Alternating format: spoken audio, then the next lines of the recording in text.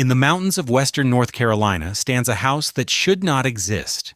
Biltmore Estate contains 250 rooms spread across 4 acres of floor space.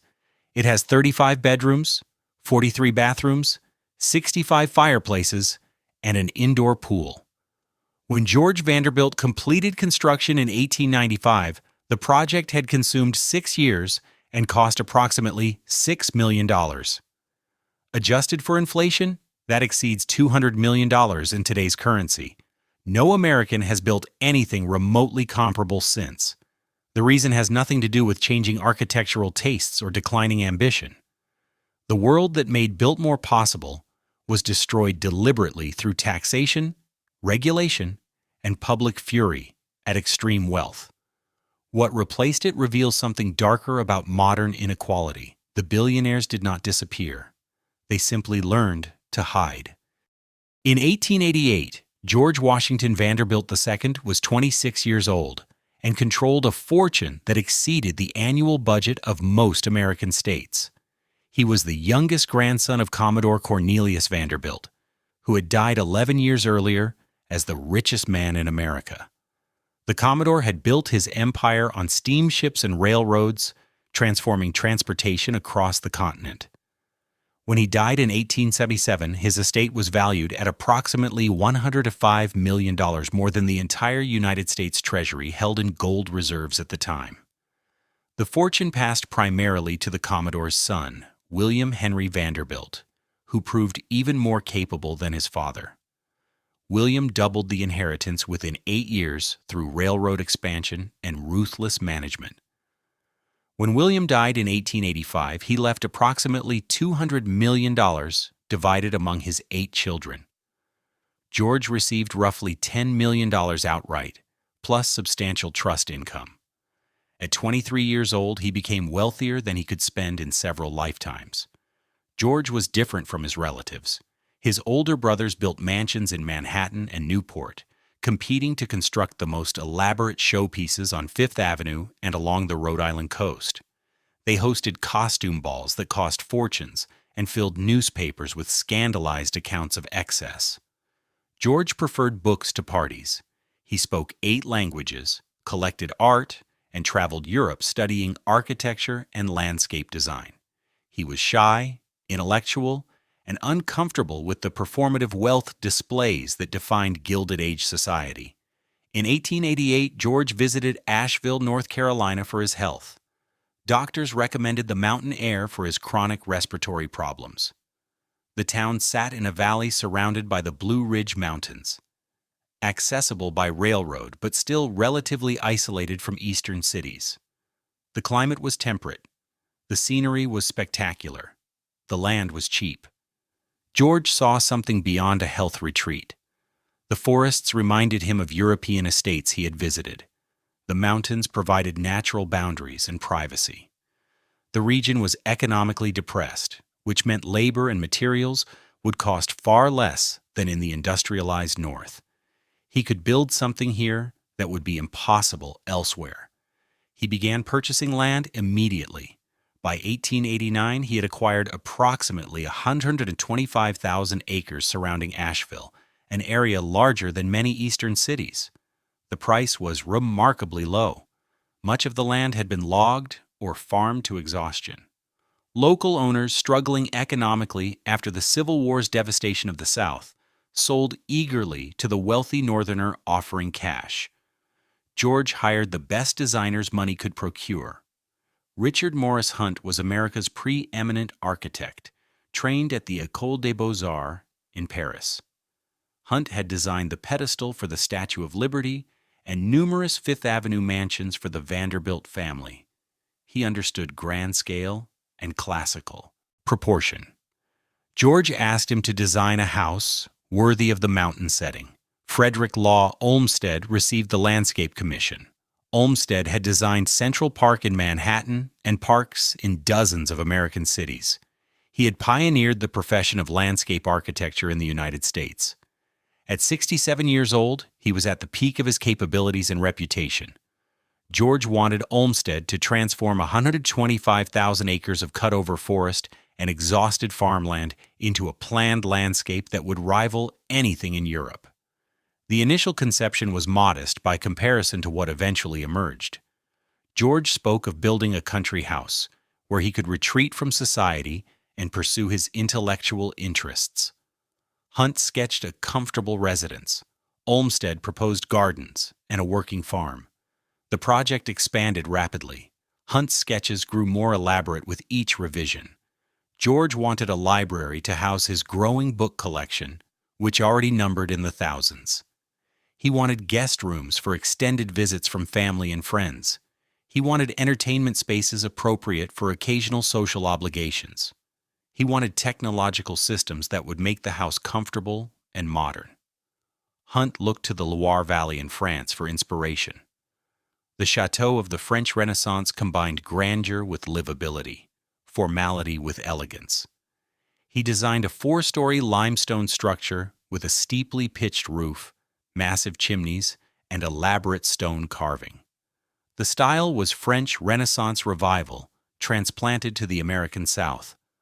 Olmsted conceived something unprecedented in America. Rather than simply landscaping around a house, he would create a managed landscape encompassing the entire property. Formal gardens would surround the residence. Beyond them, planned forests would demonstrate scientific forestry practices. A model farm would prove that modern agricultural methods could restore the region's depleted soil. The estate would be self-sufficient, producing its own food, lumber, and income. Construction began in 1889.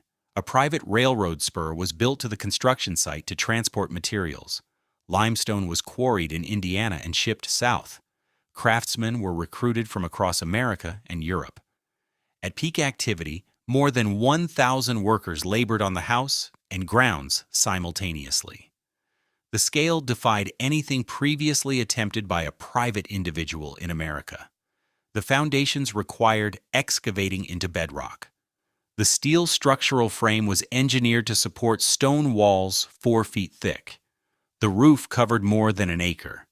Every system was designed for permanence, as though the house would stand for centuries. George visited the site regularly during construction, making decisions on details that ranged from stone selection to furniture placement. He worked directly with Hunt and Olmsted, refining plans as the structure rose.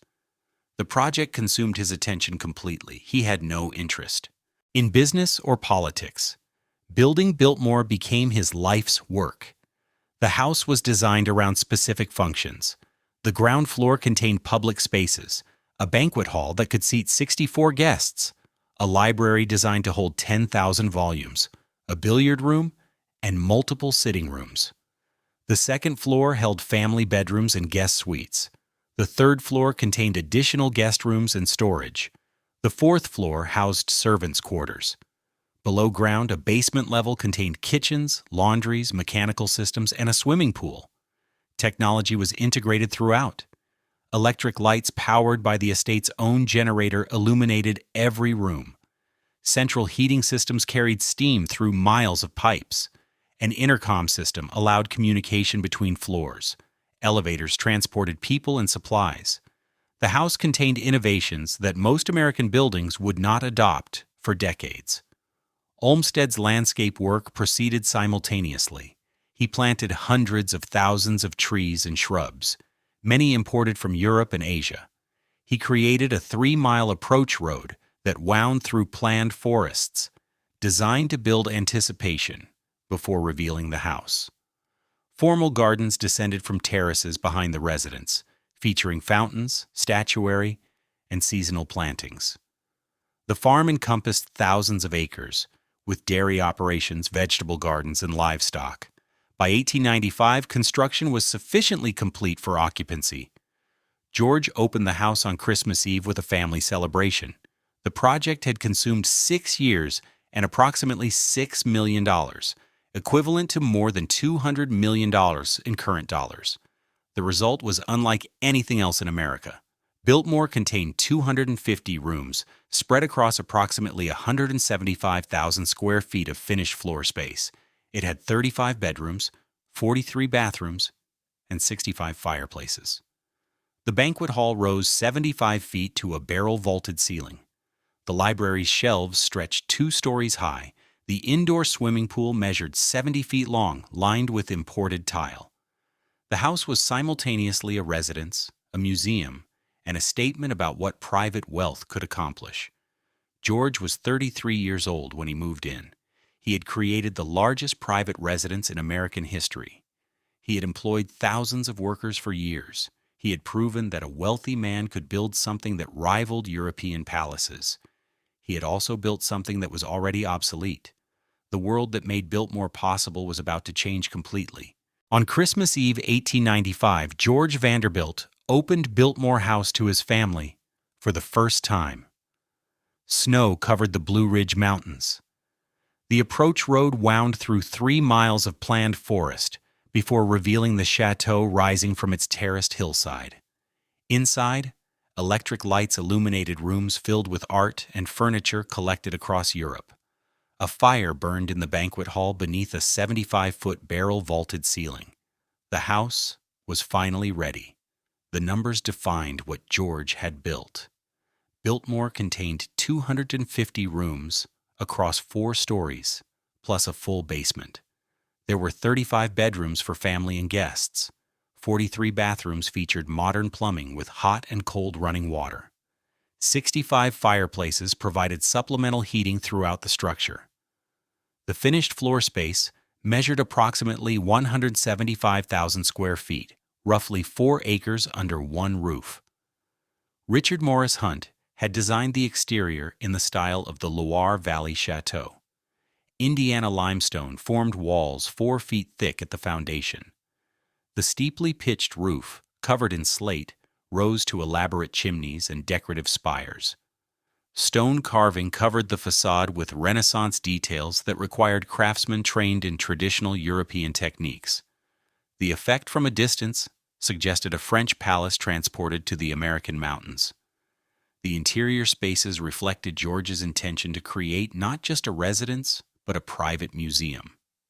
The entrance hall rose 3 stories, lit by a massive wrought iron chandelier. The banquet hall could seat 64 guests at a single table beneath a ceiling painted with medieval designs. The library occupied 2 stories, with shelves designed to hold 10,000 volumes. George's collection already numbered more than 20,000 books in 8 languages. The winter garden brought the outdoors inside. A glass-roofed conservatory featured a central fountain surrounded by tropical plants that would bloom year-round. Palm trees reached toward skylights 3 stories above. The space demonstrated that technology could overcome climate, phenomenal, providing a permanent summer within the mountain winter. Recreation facilities reflected Gilded Age excess adapted to private use. The bowling alley in the basement featured equipment imported from European manufacturers. An indoor swimming pool measured 70 feet long, lined with tile, brought from manufacturers who specialized in Turkish baths. A gymnasium contained equipment for modern physical culture. These were luxuries that only the wealthiest hotels offered to the public. George installed them for his personal use. The technological systems integrated throughout Biltmore represented the cutting edge of 1890s engineering. Electric lighting powered by the estate's own generating plant eliminated the need for gas or oil lamps. Central heating distributed steam through miles of copper pipes to radiators in every major room. An electric intercom system connected rooms across the vast house, allowing servants to receive instructions without walking the corridors. 2 elevators carried passengers and freight between floors. Refrigeration systems cooled rooms designated for food storage. These were innovations that most American buildings would not adopt for another generation. The staff required to operate Biltmore numbered more than 80 people living on the estate. 30 servants worked inside the house as cooks, maids, butlers, and footmen. Additional workers maintained the mechanical systems, tended the grounds, and operated the farm. The 4th floor of the house was devoted entirely to servants' quarters, with small bedrooms, separate dining facilities, and a network of backstairs and service passages that allowed staff to move through the building without disturbing the family. Frederick Law Olmsted's landscape work extended across the entire 125,000-acre property. Immediately surrounding the house, formal gardens descended in a series of terraces. The Italian garden featured a reflecting pool and classical statuary. The walled garden enclosed 3 acres of flowering plants arranged in geometric beds. The shrub garden collected specimens from across the world in a naturalistic setting. The ramble offered walking paths through carefully planned woodland scenery. Beyond the formal gardens, Olmsted created what he called a managed forest. He hired Gifford Pinchot, who would later become the first chief of the United States Forest Service, to implement scientific forestry practices on thousands of acres. The goal was to prove that American forests could be harvested sustainably while remaining profitable. The Biltmore Forestry Program became a model for conservation efforts nationwide and trained a generation of professional foresters. The farm operations occupied thousands of additional acres. A dairy herd produced milk, butter, and cheese. Vegetable gardens supplied the house kitchen. Livestock provided meat. Orchards yielded fruit. The estate was designed to be self-sufficient, producing everything needed for daily operations, while also generating income from surplus production sold to the local market. The financial reality was less sustainable than George hoped. Annual operating costs for the house and grounds exceeded $250,000, equivalent to millions in current dollars. George's income from his inheritance and trust funds was substantial, but not unlimited. The estate consumed wealth faster than his investments generated it. Within a few years of completion, George began seeking ways to reduce expenses. He married Edith Stuyvesant Dresser in 1898, 3 years after opening the house. Their daughter Cornelia was born in 1900, the only child George would have. The house that could accommodate dozens of guests and required a staff of 80 was occupied by a family of 3. George tried various schemes to make the estate financially viable. He opened a commercial dairy to sell Biltmore products to a wider market. He sold timber from the managed forests. He experimented with different agricultural approaches on the farmland. None generated sufficient revenue to offset the crushing operating costs. The house itself was simply too large and too expensive to maintain, even for a Vanderbilt. The problem was structural, not personal. Biltmore represented the absolute peak of what private wealth could build in America at the end of the 19th century. But the economic conditions that made such construction possible were already changing. George had built his chateau during a brief window when vast inherited fortunes faced almost no taxation. Labor was cheap and abundant, and society accepted extreme displays of wealth as natural consequences of industrial success. That window was closing. The Panic of 1893 had shaken public confidence in unregulated capitalism. Labor unions were organizing against the industrialists whose fortunes funded estates like Biltmore. Progressive politicians were beginning to question whether such concentrated wealth served any public good. The pressure was building toward systematic change. George died unexpectedly in 1914 at age 51 following complications from an appendectomy. His widow Edith inherited the estate and immediately confronted the financial crisis that George had been delaying. The house was consuming her resources. Property taxes were increasing as local governments sought revenue. The national mood was turning against ostentatious displays of inherited wealth. Edith made a decision that would save Biltmore but transform it completely. In 1930, she opened the house and gardens to paying tourists. Admission fees would help cover operating costs. The private residence became a public attraction. The family continued living in a small section of the house, but most rooms were now displayed for visitors who paid to see how the ultra-wealthy had lived a generation earlier. The transformation revealed something fundamental about Gilded Age mansions. They could not survive as residences. The economic model that built them had collapsed. The only way to preserve them was to convert them into museums. monuments to an era that had ended almost as soon as it began.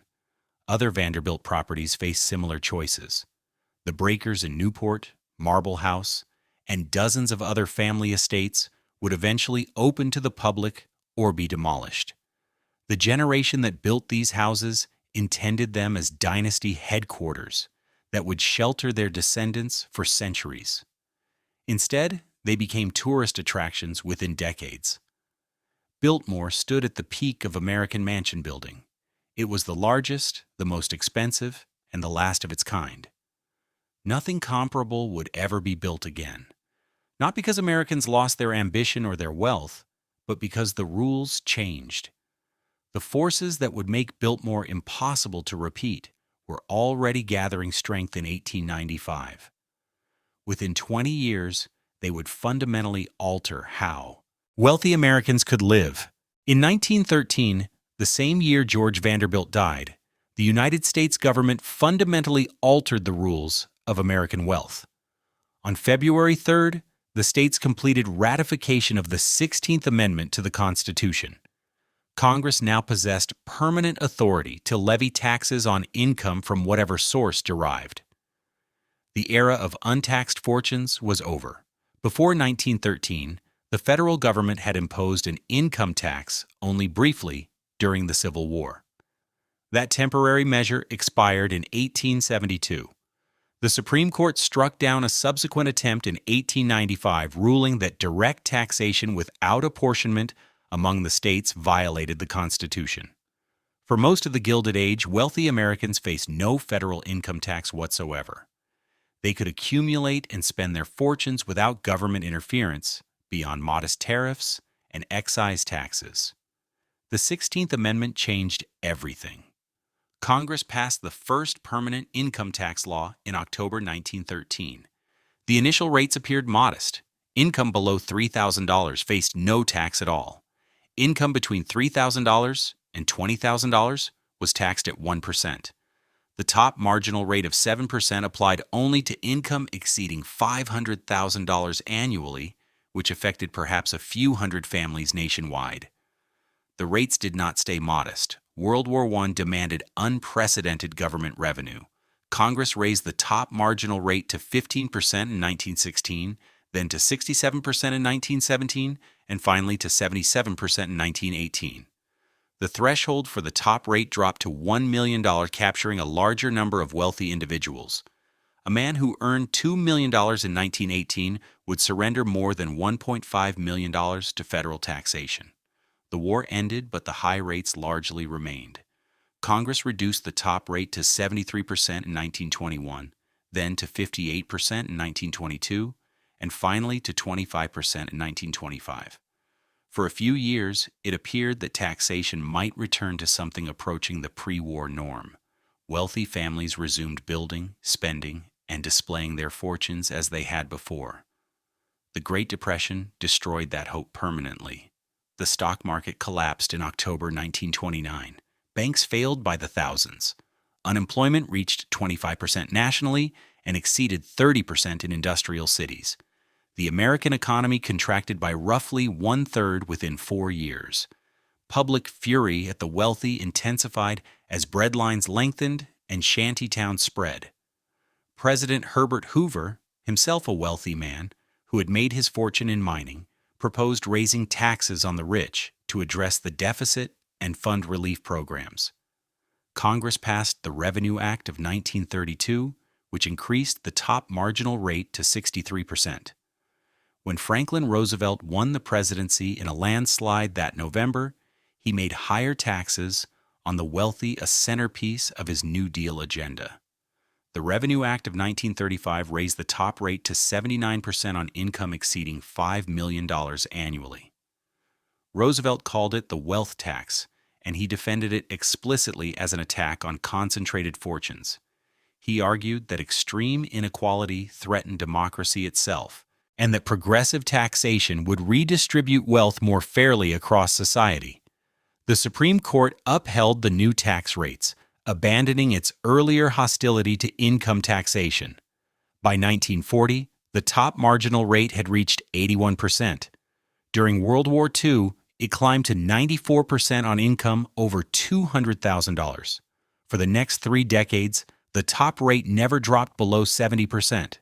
A wealthy American who earned $1 million annually might keep less than $100,000 after federal taxes.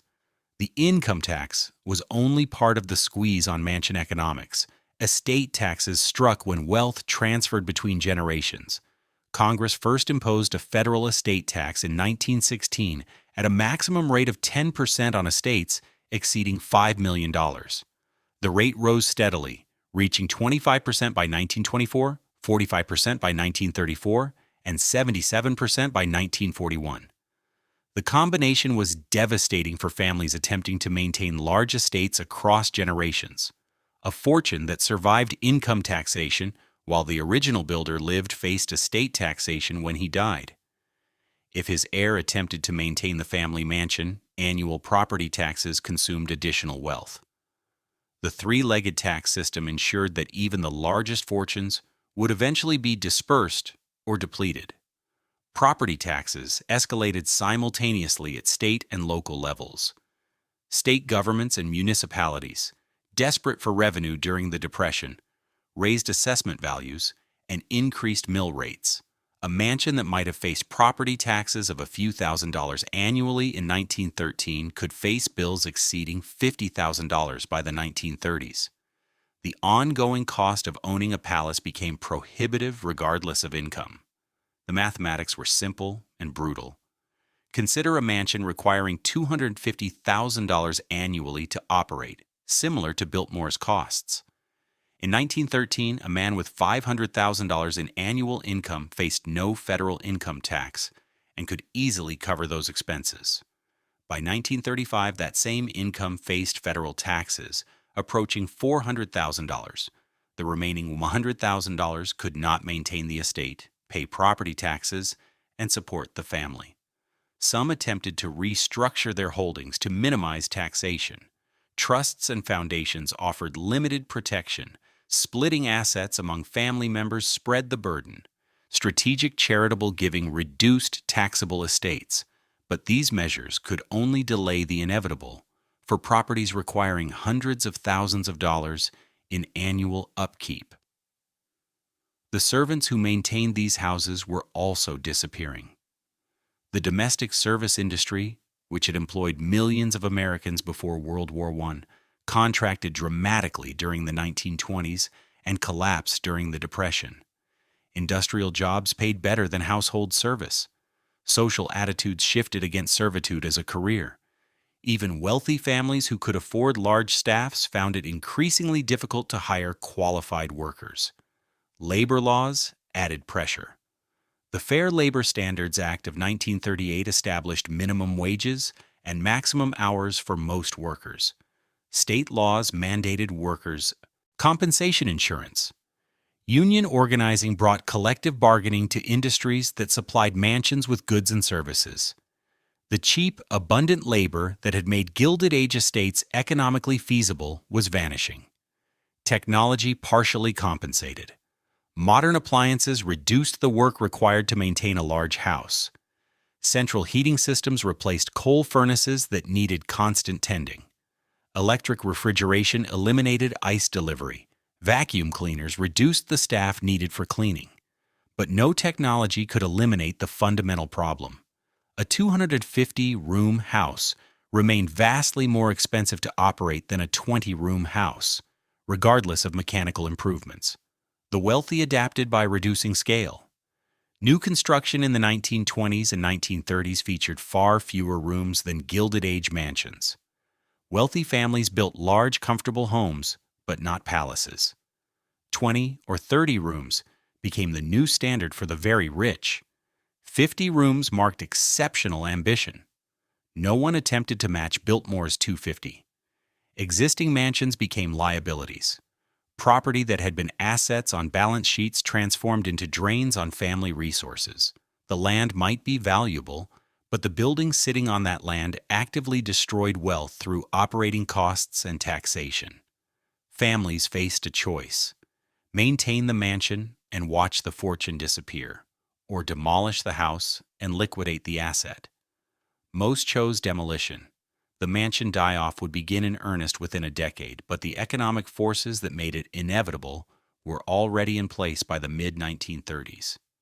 Income tax, estate tax, and property tax had created an environment where building or maintaining a mega mansion was financially suicidal.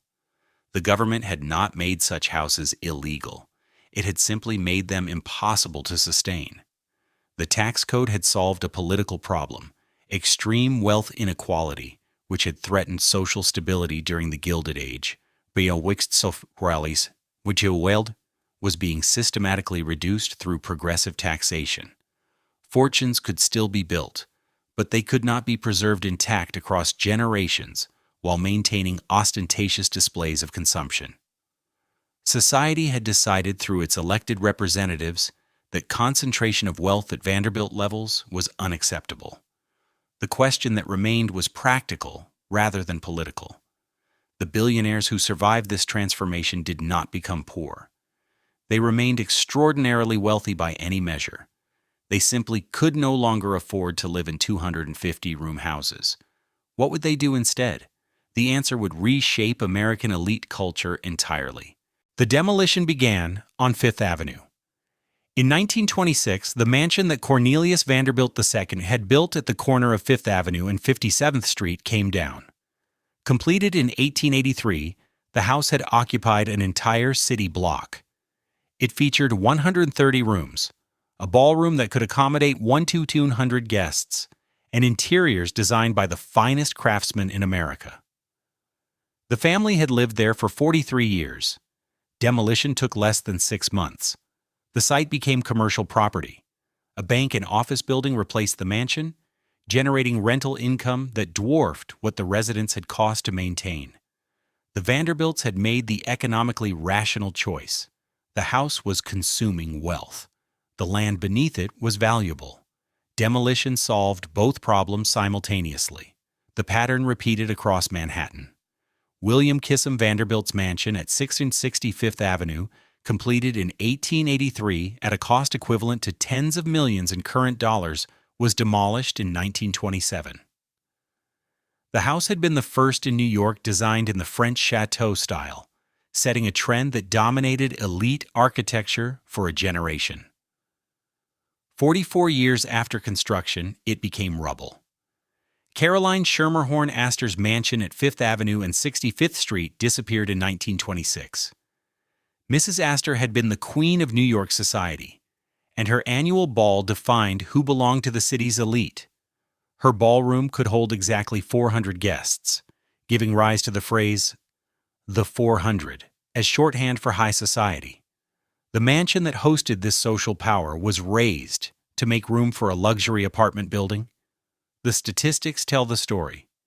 In 1900, more than 100 major Gilded Age mansions lined Fifth Avenue between 42nd Street and 96th Street. These were not simply large houses. They were palaces, each requiring staffs of 20 to 50 servants, each representing millions of dollars in construction costs and hundreds of thousands in annual upkeep. By 1950, fewer than 10 survived. The rest had been demolished and replaced with apartment buildings, hotels, and commercial structures. The wave of destruction spread beyond Manhattan. Newport, Rhode Island, had been the summer capital of Gilded Age society. Families built cottages along the Atlantic coast that rivaled European palaces in scale and cost. These were vacation homes, occupied for perhaps 8 weeks each summer, staffed year-round to maintain them in readiness. The breakers, built by Cornelius Vanderbilt II in 1895 at a cost of $7 million, survived only because the family donated it to the Preservation Society of Newport County in 1948. The alternative was demolition. No family member could afford to maintain a 70-room summer house that required 40 servants to operate. Donating it as a museum provided a tax deduction while ensuring its preservation. The house opened to tourists in 1948, and admission fees now fund its maintenance. Marble House, built by William Kissam Vanderbilt in 1892, followed the same path. The family gave it to the Preservation Society in 1963. Rosecliff, Château-sur-Mer, and other Newport mansions survived through similar arrangements. The houses that could not attract donors or preservation societies disappeared. Chicago lost virtually its entire collection of Gilded Age mansions. Potter Palmer's Castle on Lakeshore Drive, completed in 1885, was demolished in 1950. The house had contained 42 rooms and a 3-story art gallery. Palmer had been one of Chicago's wealthiest merchants, and his mansion had defined elite architecture in the city for decades. The land was worth more empty than occupied. The same pattern played out in San Francisco, Philadelphia, Cleveland, and every major American city. Houses built to last centuries were demolished within 2 or 3 generations. The economics were inescapable. Annual operating costs exceeded what even wealthy families could justify spending. Property taxes consumed additional resources. The land itself was worth more for higher density uses. What replaced these mansions reveals the transformation clearly.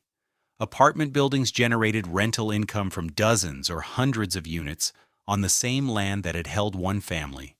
Office buildings created even higher returns.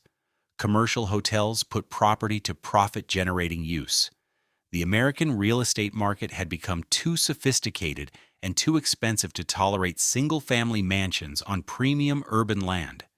The few mansions that survived did so by transforming their function entirely. The Frick Collection in Manhattan occupies the former residence of industrialist Henry Clay Frick. Completed in 1914, the house was designed from the beginning with eventual museum use in mind. Frick's will provided an endowment to maintain it as a public art gallery after his death. The house opened as a museum in 1935 and remains one of New York's premier cultural institutions. The Cooper Hewitt Smithsonian Design Museum occupies Andrew Carnegie's mansion at 5th Avenue and 91st Street. Built in 1902, the 64-room house was the northernmost mansion on 5th Avenue when constructed. Carnegie chose the location specifically because land was cheaper than further downtown. The family donated it to the Smithsonian in 1972 for conversion to a museum. It was preserved because it became something other than a residence. The Morgan Library preserves J.P. Morgan's library building adjacent to his demolished mansion. Morgan built the library in 1906 to house his collection of rare books and manuscripts. The house is gone, but the library survives as a museum and research center. The pattern holds. Institutional use justified preservation. Residential use guaranteed demolition. Even Biltmore, the largest and most famous of all American mansions, survived only by opening to tourists in 1930. The Vanderbilt family retained ownership but could no longer afford to live in the entire house. Admission fees from visitors covered operating costs that no family could sustain. Privately, the house became a museum that happened to have family members still living in one wing. The staff crisis accelerated the demolition wave. Domestic service had employed millions of Americans before World War I. By the 1930s, the industry had collapsed. Young people chose factory jobs or clerical work over household service. Even families with sufficient wealth to maintain large houses could not find workers willing to fill the positions. Technology helped, but could not compensate entirely. Modern appliances reduced the work required for cleaning, cooking, and maintenance. Central systems for heating and cooling eliminated some of the most labor-intensive tasks. But no technological advance could make a 100-room house as efficient to operate as a 20-room house. The scale itself was the problem. The Great Depression provided the final push. Families struggling to maintain enormous houses while their investment income disappeared faced stark choices. Some held on through the 1930s, consuming capital to cover operating losses. Most concluded that preserving the family fortune mattered more than preserving the family mansion. The houses came down.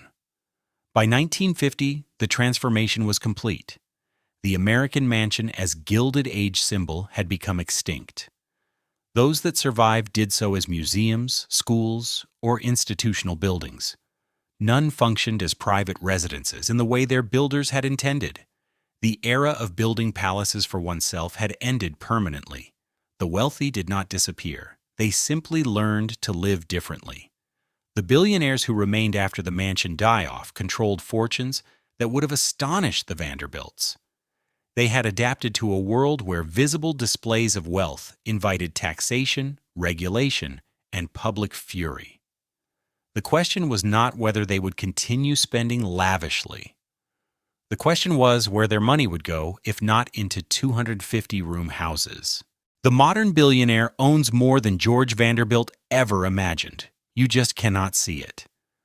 Bill Gates lives in a house called Xanadu 2.0 on the shore of Lake Washington near Seattle. The residence measures approximately 66,000 square feet, spread across multiple buildings on 5 acres. This is large by any standard. It would accommodate perhaps 40 rooms if divided conventionally. But it is not a palace. It is not meant to be seen from the street or to inspire awe in visitors. The approach is deliberately understated. Trees screen the property from public view. The design prioritizes technology and privacy over grandeur and display.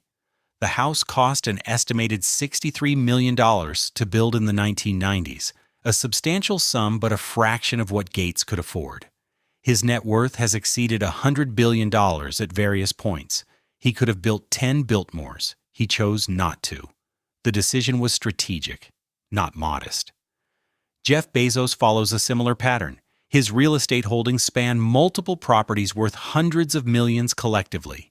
A mansion in Beverly Hills, apartments in New York, a ranch in Texas, a compound in Washington. Each property is substantial, but none approaches palace scale. Bezos owns more total residential square footage than the Vanderbilts did, but he has distributed it across locations and hidden it behind corporate structures. The public rarely sees any of it. Mark Zuckerberg bought his Palo Alto home in 2011 for $7 million. The house itself is relatively modest for a billionaire, approximately 5,000 square feet. But Zuckerberg then purchased the 4 surrounding properties over the following years for a combined $43 million. The strategy was not expansion, but privacy. By controlling the neighboring land, he created a buffer zone that prevents close observation of his residence. The investment was defensive, not ostentatious. This pattern reflects a deliberate shift in how the ultra-wealthy approach residential real estate. The calculation has changed completely since the Gilded Age. Building a visible palace creates multiple problems that Gates, Bezos, and Zuckerberg understand instinctively. First, security. Ostentatious display attracts unwanted attention. Kidnapping became a serious concern for wealthy families after the Lindbergh baby abduction in 1932. Subsequent decades brought additional threats from political radicals, opportunistic criminals, and mentally unstable individuals fixated on the rich. A visible mansion advertises the location of vulnerable family members. Modern billionaires prefer anonymity. Second, taxation. Property assessors notice palaces. A 250-room mansion generates an enormous property tax bill annually. Assessment fights with local governments consume time and money. Smaller properties in favorable jurisdictions minimize this burden. Many billionaires maintain legal residences in states with no income tax and low property taxes. Florida, Texas, Nevada, and Wyoming attract wealthy residents for precisely this reason. Third, public relations. Building a palace invites media coverage and public criticism. The Occupy Wall Street movement in 2011 demonstrated continuing public hostility toward visible wealth inequality. Politicians seeking populist support target billionaire excess regularly. Conspicuous consumption creates political liabilities that billionaires prefer to avoid. The strategic response has been to shift wealth away from residential real estate entirely. Rather than investing hundreds of millions in a single showpiece mansion, modern billionaires deploy capital across diverse holdings that generate returns rather than consuming resources. The compound strategy exemplifies this approach. Rather than building one enormous house, wealthy individuals construct multiple smaller structures on large properties. Each building serves a specific function. One contains living quarters, another houses offices, a third provides guest accommodations, a fourth holds recreational facilities. The total square footage may equal or exceed Gilded Age mansions, but the architectural presentation remains deliberately modest. Silicon Valley billionaires particularly favor this approach. Larry Ellison, founder of Oracle, owns approximately 1,500 acres on the Hawaiian island of Lanai, which he purchased outright for $300 million in 2012. He controls an entire island, something no Vanderbilt achieved. But the individual structures on the property remain relatively small and widely distributed. The power lies in owning the island, not in building a palace visible from the sea. Ownership structure matters as much as physical structure. Modern billionaires typically hold property through limited liability companies, trusts, and other legal entities that obscure personal connection. Public records may show that 123 Property Holdings LLC owns a particular estate, but connecting that entity to a specific billionaire requires substantial research. The privacy protection is deliberate and professionally maintained. This opacity serves multiple purposes. It complicates security threats by making it harder to locate family members. It reduces property tax assessments by eliminating the premium that attaches to celebrity ownership. It shields wealth from public scrutiny that might generate political pressure for higher taxation. The strategy treats residential real estate as a security liability to be minimized rather than a status symbol to be displayed. The tax advantages extend beyond annual property taxes. Estate planning drives many residential real estate decisions.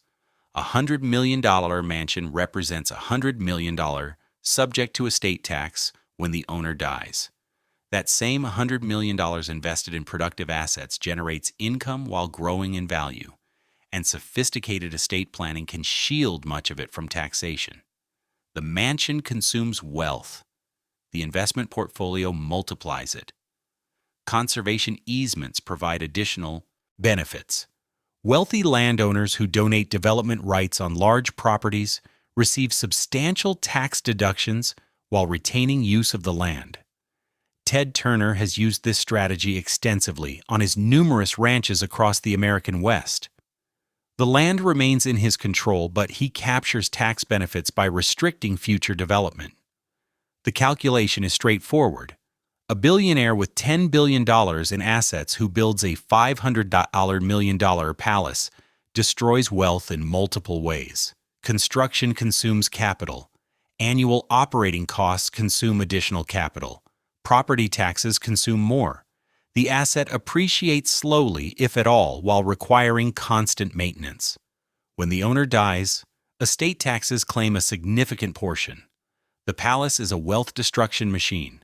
That same $500 million invested in a diversified portfolio of stocks, bonds, and private equity generates substantial annual returns. The assets grow over time. Professional management minimizes tax liability. Estate planning structures protect the wealth for future generations. The portfolio is a wealth multiplication machine. Modern billionaires understand this calculation perfectly. They maintain comfortable residences, often quite large by normal standards, but they avoid the scale that defined Gilded Age mansions. The wealth exists, but it flows into channels that generate returns rather than consuming resources. The question is where that wealth goes, if not into palaces. The answer reveals something more troubling than Gilded Age ostentation. John D. Rockefeller built Kykuit, his estate overlooking the Hudson River. His foundation built the headquarters of the United Nations. The mansion cost millions. The foundation controls billions. Which represents more power? The Rockefeller model established the pattern that modern billionaires follow. Transform from hated monopolist to celebrated philanthropist through strategic charitable giving. The strategy serves multiple purposes simultaneously. It provides enormous tax deductions. It shapes public policy without democratic oversight. It purchases reputation and legacy.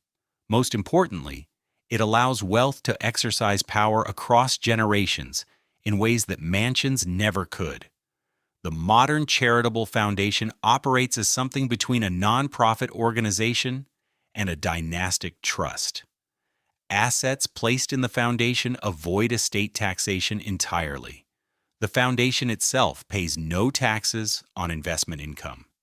Grants to qualified charities provide public benefit while advancing the founder's priorities. Family members often serve as trustees, controlling billions in perpetuity. The scale dwarfs anything the Gilded Age imagined. The Bill and Melinda Gates Foundation holds an endowment exceeding $50 billion, making it the largest private charitable foundation in the world. Annual grant-making exceeds $5 billion. The foundation shapes global health policy, education reform, and agricultural development across dozens of countries. Its influence on international vaccination programs alone affects hundreds of millions of people. The foundation model provides something a mansion cannot. A palace displays wealth but exercises no direct power beyond impressing visitors. A foundation with a $50 billion endowment shapes the priorities of governments, universities, and international organizations. Gates Foundation funding decisions influence research agendas, public health strategies, and educational policies worldwide. This is power that persists regardless of where Bill Gates chooses to sleep at night. The Chan Zuckerberg Initiative, established in 2015, takes the model further. Rather than creating a traditional charitable foundation, Mark Zuckerberg and his wife Priscilla Chan structured their philanthropy as a limited liability company.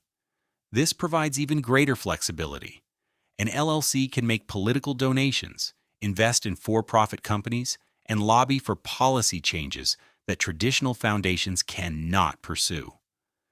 Zuckerberg pledged to transfer 99% of his Facebook shares to the initiative, a commitment worth more than $100 billion at various market valuations. The LLC structure attracted criticism precisely because it avoids the restrictions that apply to charitable foundations. Traditional foundations must distribute at least 5% of their assets annually to qualified charities. They face strict limits on political activity. They must disclose their finances publicly. The Chan Zuckerberg Initiative faces none of these requirements. It operates as a private investment vehicle that can pursue any goal the founders choose, charitable or otherwise, while benefiting from the tax deductions associated with charitable giving. Jeff Bezos announced the Bezos Earth Fund in 2020, committing $10 billion to fight climate change. The sum represents approximately 8% of his net worth at the time, a substantial commitment but hardly a sacrifice. The fund provides Bezos with significant influence over climate policy and environmental organizations worldwide.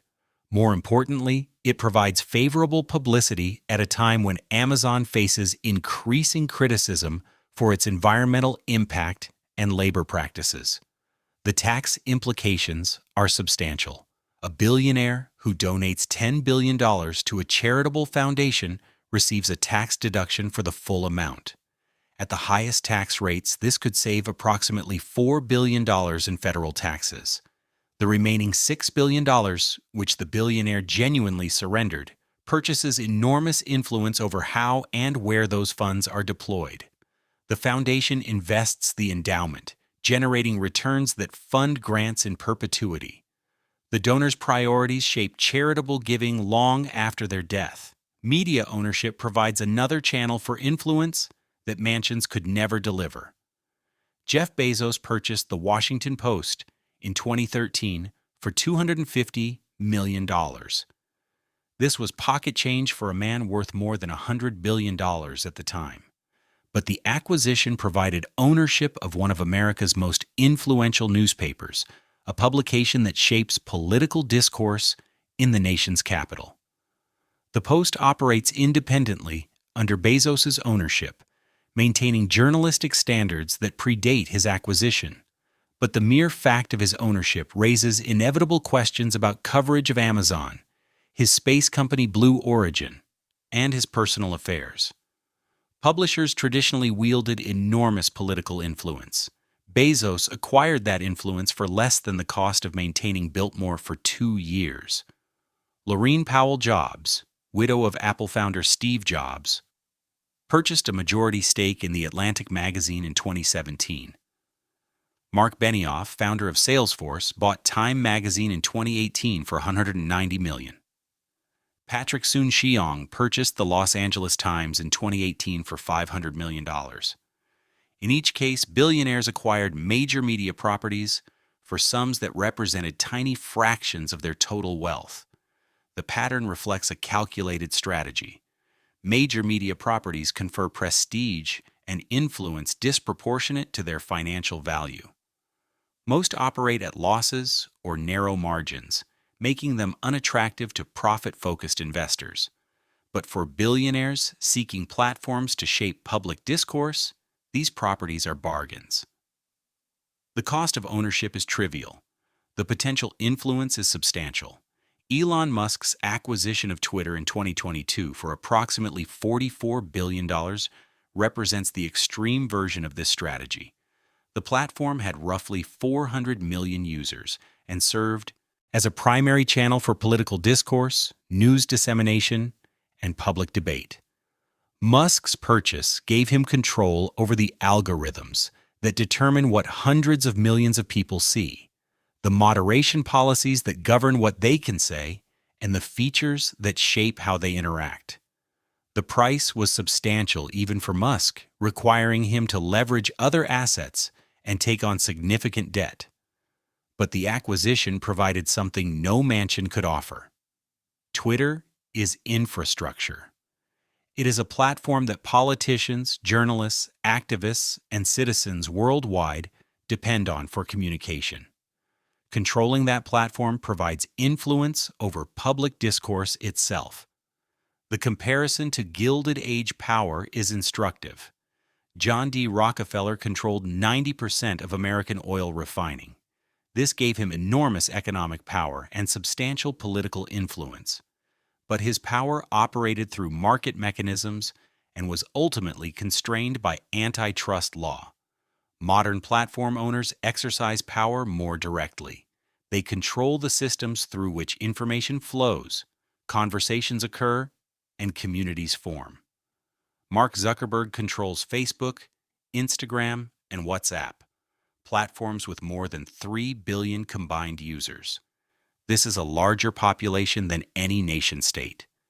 The algorithms that determine what content these users see, the policies that govern what they can post, and the data collection practices that monetize their attention are all controlled by Zuckerberg and his subordinates.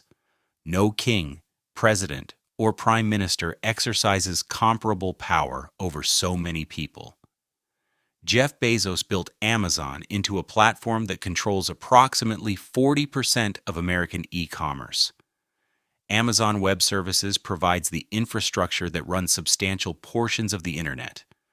Bezos also owns the Washington Post and is building Blue Origin to commercialize space access. The integration of e-commerce platform, cloud computing infrastructure, media property, and aerospace company creates a vertically integrated empire that Standard Oil might envy. The political influence flows naturally from economic control. The largest corporations spend hundreds of millions annually on lobbying and campaign contributions. The Supreme Court's Citizens United decision in 2010 removed many restrictions on corporate political spending, opening channels for wealth to influence elections directly. Billionaires can now fund political campaigns, lobbying efforts, and issue advocacy at scales that would have been illegal in previous generations. The calculation is straightforward. Why build a palace that costs hundreds of millions, generates no income, and exercises no power beyond aesthetic display when that same capital could fund a foundation that shapes global health policy, purchase a media property that influences public discourse, or acquire a platform that controls how billions of people communicate? The answer is obvious to every modern billionaire. The mansion is obsolete. Not because wealth disappeared, but because better instruments of power emerged. The Vanderbilts built monuments to themselves that tourists now visit for admission fees. Modern billionaires build systems of control that most people do not even recognize as concentrated power. The wealth is greater. The influence is deeper. The visibility is far less. Yet for all this influence, the ultra-wealthy still need somewhere to live. What they build now reveals the final transformation of American elite culture.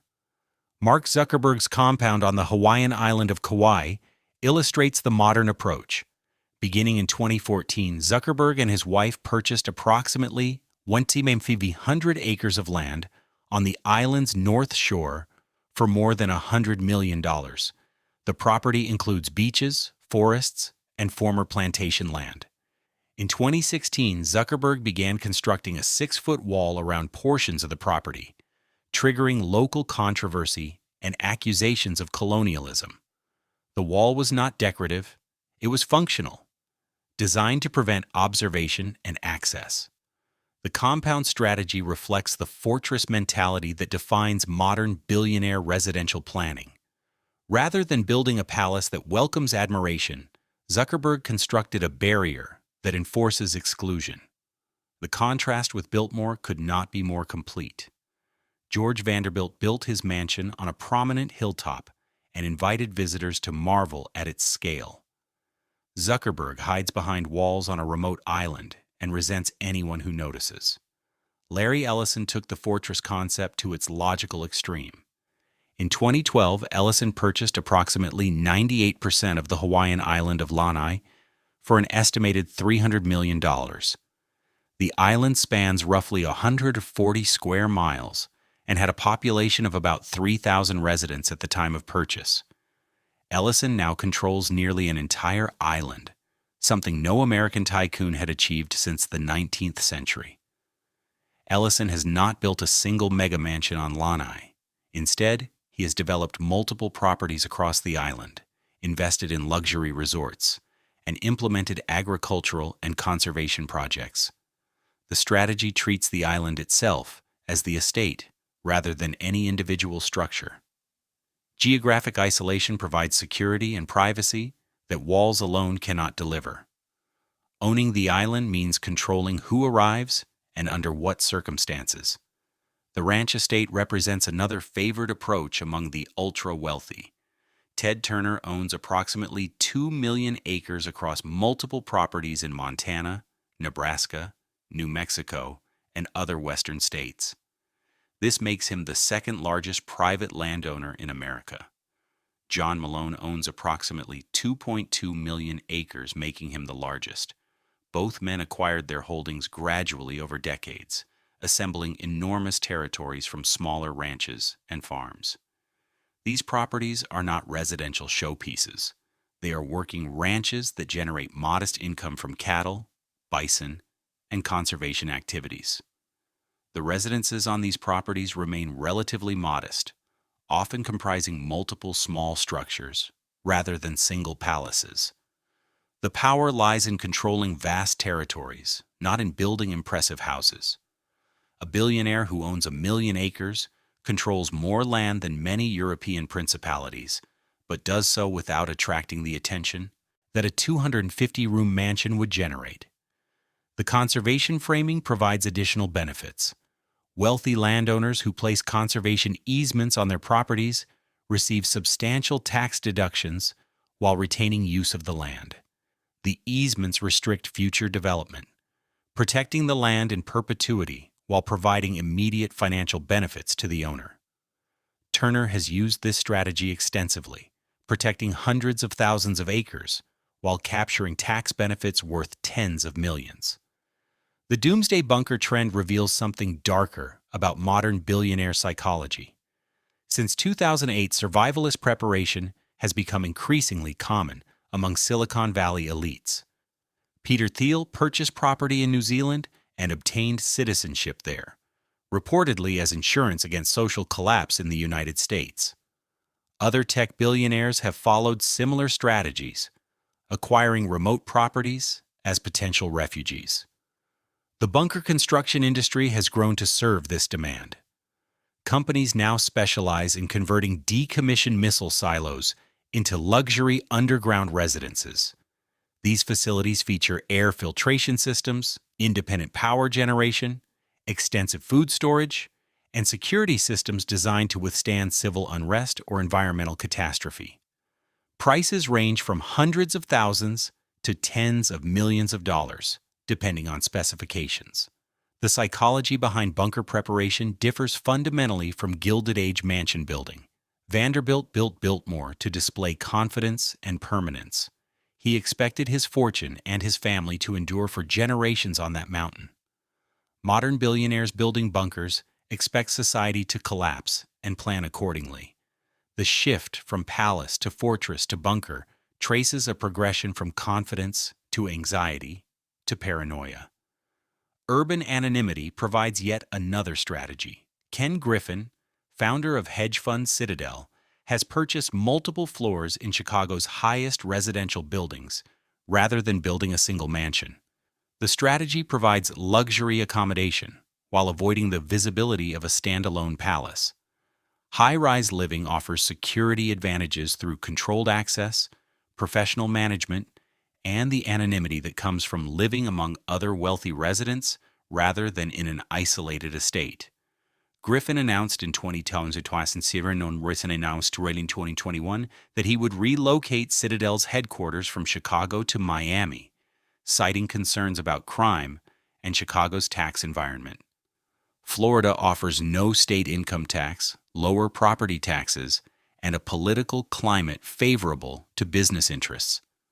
The move illustrates how modern billionaires prioritize tax efficiency over any particular location or architectural legacy. The corporate campus residence represents perhaps the most distinctive modern development. Major technology companies now provide housing for employees on or near company property, blurring the boundary between work and life. Google, Facebook, and Apple have all developed extensive campuses that include not just offices, but also restaurants, fitness facilities, medical services, and in some cases residential units. For billionaire founders and executives, the campus becomes a kind of estate. Larry Page and Sergey Brin effectively live at Google, spending more waking hours on campus than anywhere else. Mark Zuckerberg's home in Palo Alto sits minutes from Facebook headquarters, and he reportedly works from home regularly, making the distinction between residence and office largely semantic. The campus provides everything a traditional estate offered: security, services, community, without the visibility and tax burden of a palace. Jeff Bezos's Blue Origin facility in West Texas illustrates this model at its most extreme. The company's launch site and testing facility sprawls across hundreds of thousands of acres in a remote desert region. Bezos maintains residential facilities on the property, blending workspace with personal retreat. The facility is technically a commercial aerospace operation, but it also functions as a private domain where Bezos can pursue his space ambitions away from public scrutiny. Common threads connect these diverse strategies. Every approach prioritizes privacy and security over display. Every approach seeks to minimize taxation through jurisdiction selection, legal structures, or conservation mechanisms. Every approach reflects awareness that visible wealth attracts negative attention from criminals, activists, politicians, and the public. Most importantly, none of these approaches creates anything like Biltmore. No modern billionaire builds a 250-room house meant to be admired by the public and preserved for generations. The ultra-wealthy still control enormous resources and occupy substantial properties, but they do so in ways designed to hide wealth rather than display it. The mansion as statement of permanence and confidence has been replaced by compounds, ranches, bunkers, and urban anonymity that reflect a different psychology entirely. The question is whether this transformation represents progress. Gilded Age mansions offended democratic sensibilities and wasted resources on ostentation. But at least everyone could see the wealth and knew who possessed it. Modern billionaire holdings are vast, powerful, and largely invisible. The public cannot photograph what it cannot find. The tax assessor cannot value what is hidden behind LLCs. The historian cannot study what leaves no architectural record. Biltmore still stands because it became something George Vanderbilt never intended. The private retreat became a public museum. The family seat became a tourist attraction. The monument to one man's wealth became a source of employment and economic activity for an entire region. Whether any of today's billionaire compounds will serve similar purposes a century from now remains uncertain. Most were designed to disappear rather than endure. Block, Section 7, She Word. Count, approx. 1,050 words. Today, Biltmore Estate receives approximately 1.4 million visitors annually. They arrive by car and tour bus, purchase admission tickets, and walk through rooms preserved exactly as they appeared when George Vanderbilt died. The banquet hall still displays the long table set for Christmas dinner. The library still holds thousands of books on shelves rising 2 stories high. The winter garden still features tropical plants beneath glass skylights. The house has become what it could never be while the family lived there fully, a monument to a vanished world. The estate operates as a profitable business. Admission fees generate more than $100 million in annual revenue.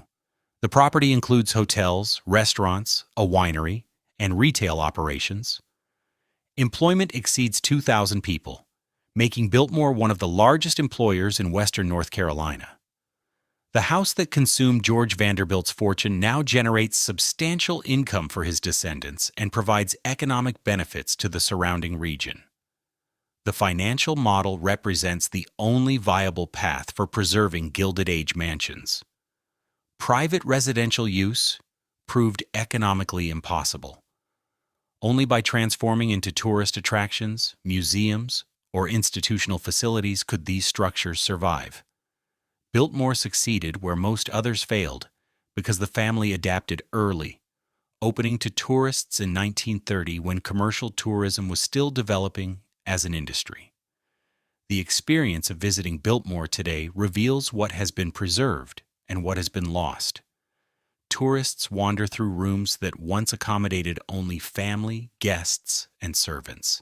They photograph spaces where the Vanderbilts lived their private lives. They examine furnishings and art collections that were never meant for public display. The house has been democratized through admission fees, allowing anyone with $75 to experience rooms that George Vanderbilt built for his exclusive use. What visitors see is genuinely remarkable. The craftsmanship that built Biltmore cannot be replicated today. The stone carving, the woodwork, the ceiling details, the technological systems all represent skills and techniques that have largely disappeared from American construction. Modern building codes, labor costs, and architectural priorities make such work prohibitively expensive even for billionaires who could theoretically afford it. The scale itself astonishes. Walking through Biltmore requires hours. The distances between rooms, the heights of ceilings, the dimensions of public spaces all exceed what modern residential architecture attempts. Contemporary luxury homes may feature expensive materials and elaborate technology, but they rarely achieve the monumental scale that defined Gilded Age construction. Size for its own sake no longer serves any practical or social purpose. The preservation success comes with costs. Biltmore is frozen in 1895, maintained as a historical exhibit rather than an evolving residence. The family, Members who still live on the property occupy a small section and remain invisible to tourists. The house has become a museum that happens to have descendants living in it, rather than a family home that welcomes visitors. The transformation ensured survival, but eliminated the original purpose. The comparison to demolished mansions reinforces how fortunate Biltmore's preservation was. Of the hundreds of comparable houses built during the Gilded Age, fewer than a dozen survive in anything approaching original condition. The Vanderbilt mansions on Fifth Avenue are gone. The Palmer Mansion in Chicago is gone. Dozens of Newport cottages are gone. San Francisco lost virtually everything in the 1906 earthquake and subsequent development. Most American cities retain perhaps one or two examples of Gilded Age domestic architecture, usually preserved through donation to museums or conversion to institutional use. What was lost architecturally represents more than just buildings. An entire approach to construction disappeared. The Gilded Age produced craftsmen who specialized in stone carving, decorative plasterwork, hand-forged metalwork, and other skills that required years of apprenticeship to master. These trades sustained communities of artisans who passed techniques across generations. When mansion construction ended, these skills largely vanished. Modern construction employs different methods, different materials, and different labor structures. The knowledge of how to build a Biltmore has been substantially lost. The cultural loss is harder to quantify. Gilded Age mansions represented a particular approach to wealth, one that valued permanent physical monuments over financial instruments. Vanderbilt built Biltmore to stand for centuries, to house generations of descendants, to serve as a visible testament to family achievement. He invested enormous resources in something that generated no financial return, but created aesthetic and cultural value that tourists still appreciate more than a century later. Modern billionaires make different choices. Their wealth flows into foundations, media properties, technology platforms, and investment portfolios that generate returns and exercise power. These instruments are more financially rational than mansions. They preserve and grow wealth rather than consuming it. They influence policy and shape society in ways that buildings cannot. But they create nothing that will draw tourists a century from now. The tax system that destroyed mansion economics funded genuine public goods. The revenue from progressive taxation built highways, schools, hospitals, and social programs that benefited millions of Americans. The Gilded Age concentrated wealth in the hands of a tiny elite while leaving the majority of the population with limited access to education, healthcare, or economic opportunity. The tax reforms of the early 20th century redistributed resources in ways that created broader prosperity and social stability. Yet something was lost in the trade. The visible inequality of Gilded Age America was offensive, but it was visible. Everyone could see the mansions, identify their owners, and organize politically to challenge concentrated wealth. Ida Tarbell investigated Standard Oil because the company was large enough to be noticed.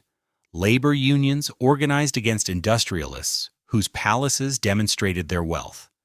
Progressive politicians mobilized public anger at ostentatious displays of excess. Modern inequality is worse by most measures. The wealth gap between the richest Americans and the median household exceeds Gilded Age levels, but the inequality is less visible.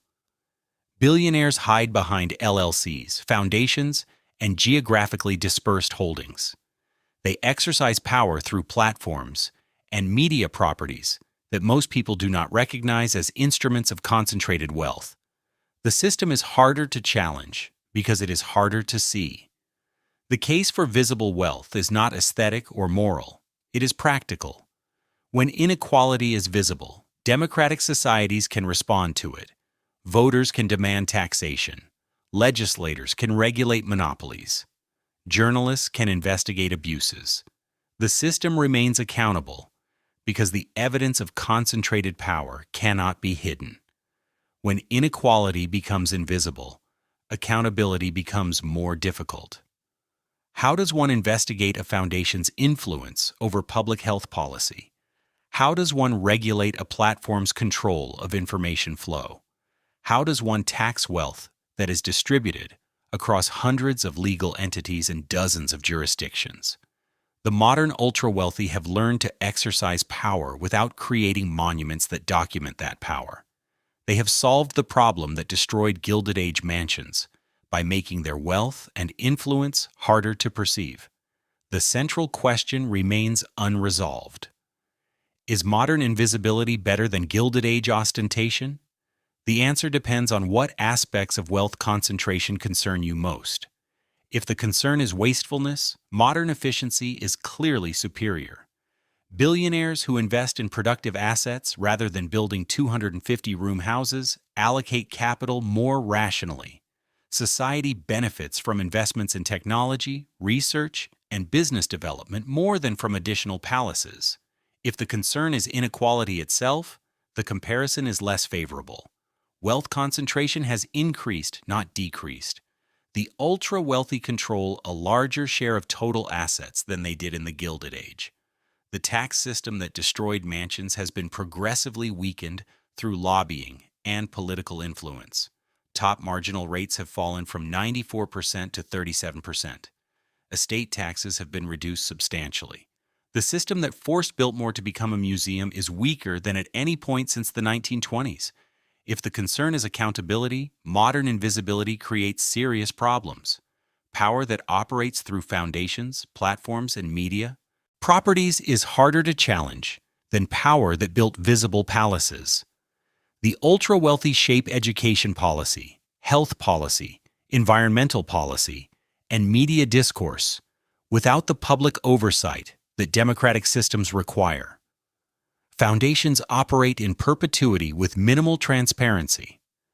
Platforms control information flow with limited regulation. The concentration of power has increased even as the visibility of that power has decreased. Biltmore stands as evidence of both what was lost and what was gained. The house is beautiful, impractical, wasteful, impressive, offensive, and culturally valuable simultaneously. It represents an era when the wealthy built monuments to themselves that tourists now pay to see. It demonstrates craftsmanship that modern construction rarely attempts. It proves that concentrated wealth, however objectionable, can create things of lasting aesthetic value. But Biltmore also demonstrates that such monuments cannot be sustained. George Vanderbilt built his chateau to last centuries. It survives not because his descendants maintained it as a private residence, but because they transformed it into a commercial enterprise. The house endures by becoming something its builder never intended. The lesson applies beyond architecture. The billionaires stopped building Biltmores because the world forced them to evolve. Whether they evolved into something better or merely something less visible remains an open question. Modern wealth is more rationally deployed, more strategically protected, and more politically influential than Gilded Age fortunes. It is also less accountable, less visible, and harder to challenge through democratic processes. Standing on Biltmore's terrace, looking across the Blue Ridge Mountains that George Vanderbilt surveyed more than a century ago, visitors see a landscape that appears timeless. The forests have grown. The approach road winds through trees that were planted generations ago. The view stretches for miles in every direction, just as it did when Vanderbilt chose this hilltop for his mansion. The house still stands because it transformed. The fortune that built it dispersed because it could not be protected. The world that made such construction possible ended definitively within 2 decades of Biltmore's completion. Nothing comparable will be built again, not because Americans lack ambition or wealth, but because the incentives have changed completely. Whether future generations will visit museums dedicated to charitable foundations, tour the preserved headquarters of defunct platforms, or examine the archives of 21st century media empires remains uncertain. These institutions may exercise more power than Biltmore ever did, but they will leave fewer monuments for tourists to photograph.